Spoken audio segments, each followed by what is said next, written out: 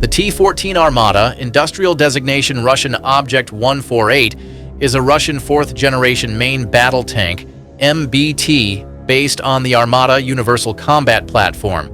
The Russian Army initially planned to acquire 2,300 T-14s between 2015 and 2020, but back in 2015, when it roared through Moscow's Victory Day parade, it sent NATO into a frenzy. British intel called its unmanned turret a game changer.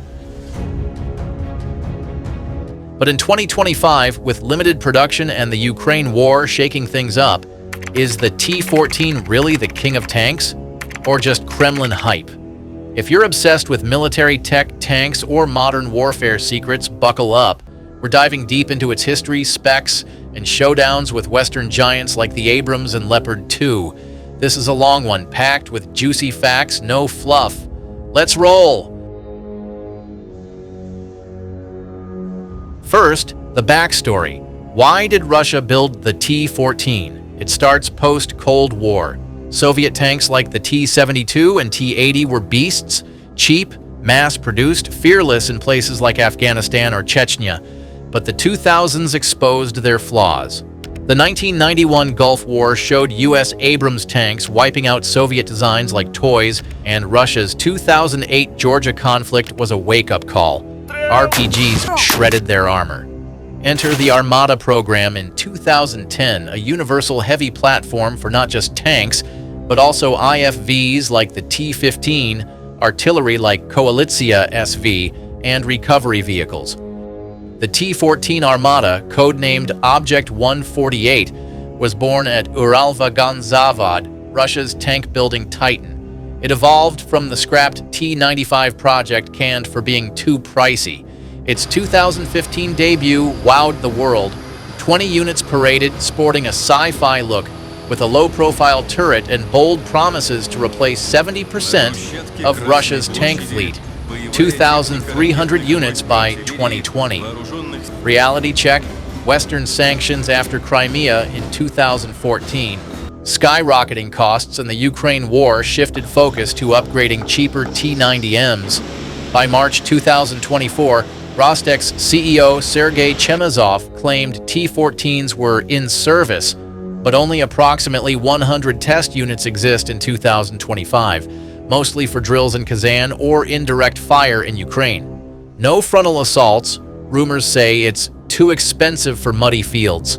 Propaganda tank or secret weapons saved for NATO? Let's dig into the specs. Now, the meat. Why is it called the best? Let's break down the specs and features, pulling from open sources like Wikipedia, Military Update, and Finabel's 2025 analyses. First, the design. At 8.7 meters long, 3.5 meters wide, and 3.3 meters tall, it's bigger than a T-90 but weighs just 48 to 55 tons, light compared to the 70-ton Abrams. The Armata platform's modular. 80% of parts are shared with other variants, slashing logistics costs. The crew, just 3, commander, gunner, driver, housed in an isolated steel capsule in the hull, not the turret like Western tanks. This capsule's got Kevlar lining, anti-radiation shielding, and an 8-hour oxygen system for chemical attacks. The edge? If the turret's hit, the crew's safe. Survivability jumps 90% over T-72s. Armor is where T-14 shines.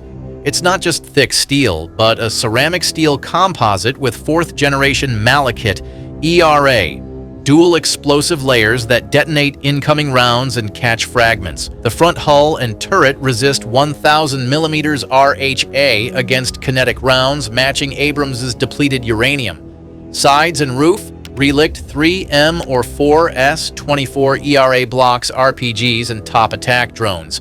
Its lightweight comes from smart distribution, heavy armor up front, 600 to 800 millimeters effective, keeping total mass low for agility.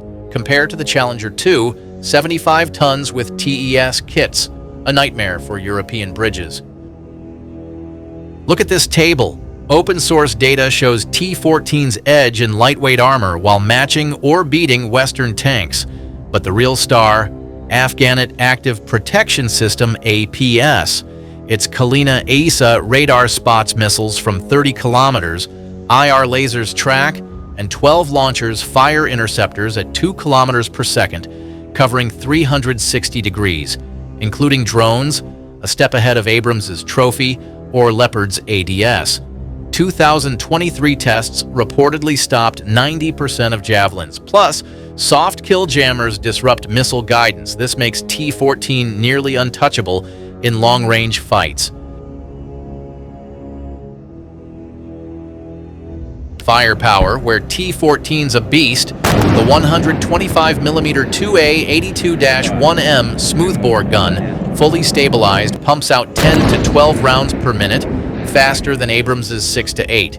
Its Vacuum 1 APFS-DS round penetrates 900 to 1,000 millimeters at 2 kilometers, enough to gut any turret. It can fire Reflex-M anti-tank missiles from the barrel, 12-kilometer range, laser-guided. The autoloader holds 27 plus 9 rounds in a safe carousel with blowout panels, so explosions vent upward, not into the crew.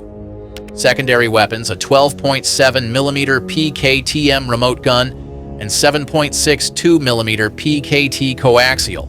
Future option, a 152mm 2A83 gun for 1,200mm penetration. Compare, Abrams's 120mm M256 is solid but can't fire missiles like T-14. Fire control and sensors, the T-14's brain. The Kalina Suite, 360 degrees AESA radar, third-generation Sosna U FLIR, sees 5 kilometers at night, and a 4-kilometer laser rangefinder.